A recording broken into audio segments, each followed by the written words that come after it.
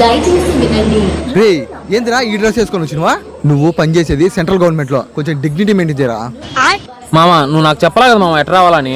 సరే సర్లే, ఈ జాబు ఊరికనే రాలా, మోడీ గారి చేత రికమెండేషన్ చేపిస్తే వచ్చింది, కొంచెం జాగ్రత్తగా చేసుకో.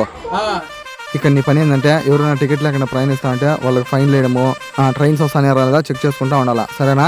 సరే మామ. సరే, నాకు చిన్న పని ఉంది, పోయేస్తా, చూసుకుంటా ఉండు. ఓకే మామ.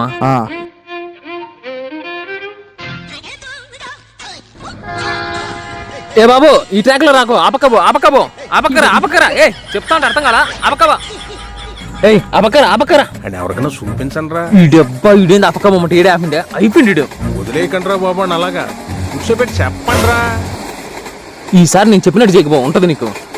రే ఏం చేస్తున్నారా? చూడు మామూడా, ఈ పటాల మీద వద్దు, ఆ పటాల మీద రారంటే నా మాట వినకుండా ఈ పటాల మీదకి వచ్చిందా? ఒక్కడు నా మాట వినట్లే మామ.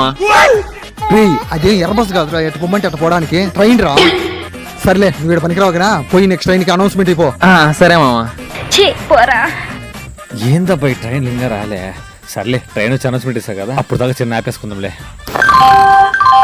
దయచేసి వినండి, కృపయ కొద్దిసేపు ధ్యానం చేయండి. గాడి సంఖ్య 667244.